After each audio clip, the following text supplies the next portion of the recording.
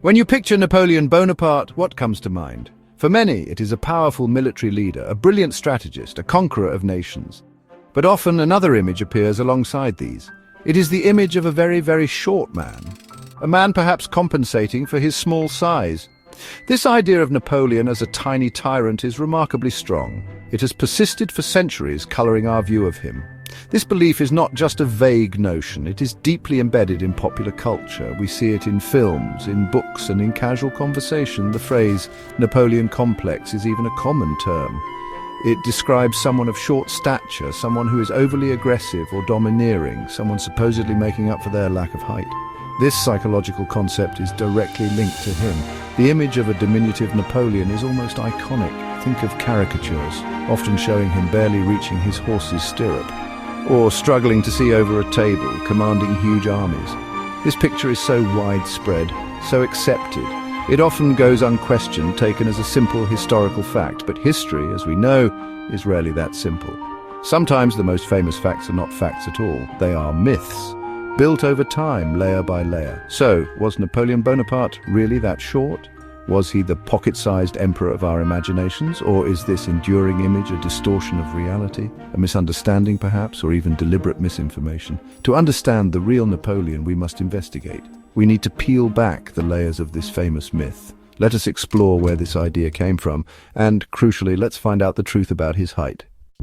One of the main reasons for the myth lies in numbers. Specifically, it involves confusion over units of measurement.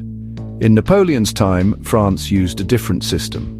Their system was different from the one used in Britain. The French foot, or pied, was longer than the English foot, and the French inch, or pouce, was also longer. This small difference had big consequences for Napoleon's story. It created a misunderstanding that would last for generations. At the time of Napoleon's death in 1821, an autopsy was performed.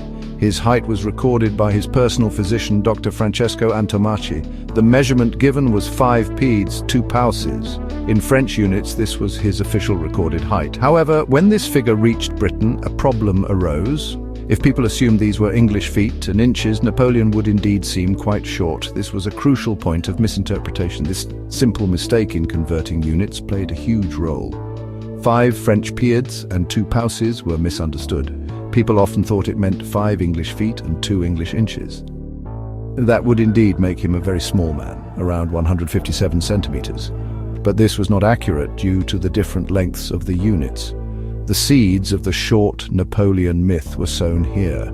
A simple error in translation or understanding began the tale. It was an easy mistake to make, but a significant one. Beyond measurement confusion, early propaganda also played its part. Even before his death, Napoleon's enemies were eager to diminish him. They wanted to portray him negatively in every possible way. Making him seem physically unimposing was one tactic. It was a way to mock his grand ambitions and vast power. While the height myth wasn't fully formed yet, the intent was there. They sought to cut him down to size, metaphorically. This created fertile ground for the later height misconception to grow. So let's get to the heart of the matter. What was Napoleon Bonaparte's actual height? His recorded height was 5 pieds, 2 pouces in French units. This was the measurement taken at his autopsy, as we discussed. This figure is the key to understanding the truth. We need to convert this French measurement accurately. Only then can we see how tall he really was. Let's put the old French system into modern terms. When we convert 5 French pieds and 2 French pouces properly, we find it is equivalent to about 1.69 meters. In English imperial units, this is roughly 5 feet 7 inches. Suddenly the picture changes quite dramatically, doesn't it? 5 feet 7 inches is not exceptionally short. It is certainly not the height of a tiny man. This conversion reveals a very different Napoleon, a man of average height, not a miniature emperor. Now let's put this into historical context. Was 5 feet 7 inches considered short in the early 19th century? The average height for a Frenchman at that time was around 5 feet 5 inches. So at 5 feet 7, Napoleon was actually taller than average. He was taller than many of his own French soldiers. He was taller than the average man on the streets of Paris. This fact is crucial to debunking the myth completely. He stood above many of his countrymen. Even compared to his enemies, the British, he wasn't tiny. The average height for a British soldier then was also around 5 feet 5 or 6 inches. So, Napoleon would have looked quite normal among the two. He was not a giant, of course, but he was not remarkably small.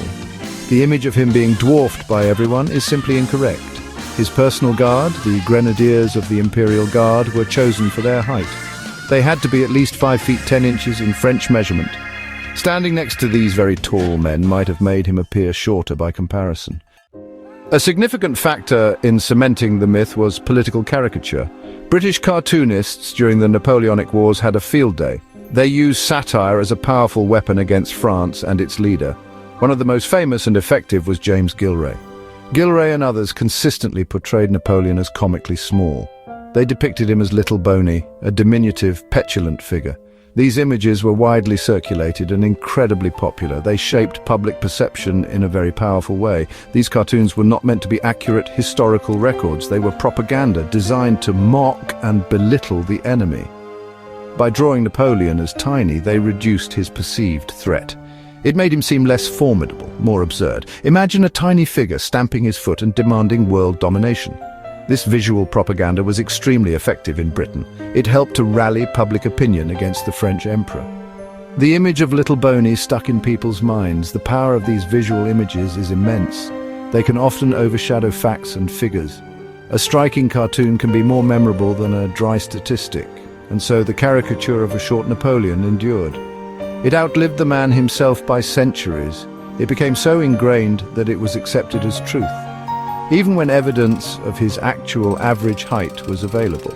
The myth proved more resilient than the reality. Why does it matter if Napoleon was short or not? Understanding this myth is important for several reasons. Firstly, it shows how easily historical narratives can be distorted. It highlights the power of propaganda and perception. Secondly, it reminds us to question commonly accepted facts. We must always seek evidence and context in history. Knowing the truth about Napoleon's height helps us see the real man. It allows us to move beyond the caricature and engage with the complex historical figure he truly was.